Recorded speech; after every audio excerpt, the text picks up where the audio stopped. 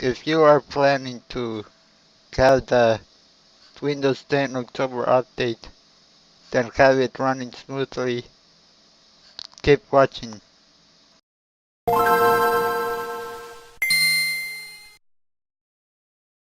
The Windows 10 2018 update is around the corner, then you should do some things before you try or install it. Number 1. If you have sensitive data, the most wise thing to do would be to make a system backup. Number 2. Make the operating system recovery drive. Then this one came from Microsoft itself. Try to have the most space on your hard drive as possible. Once you decide to install it, just know that it will take from 30 to 60 minutes or more.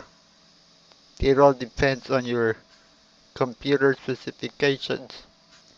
Once it is installed, check all your settings. Sometimes they change because you do the update. Check for cumulative updates right away. Sometimes they fix some issues and bugs with a cumulative update. Check if you have any driver updates or issues. Then if you do, troubleshoot them or reinstall them. And finally, hopefully you did not have any issues. Just use your computer. If you do not know how to do something of the mention, please let me know in a comment. Then I will try to make a video showing how to do it. This is Mr. Tech Talk. Thank you for watching. I am trying to grow my channel. If you want to help in the process, please become a Patreon or donate to my PayPal.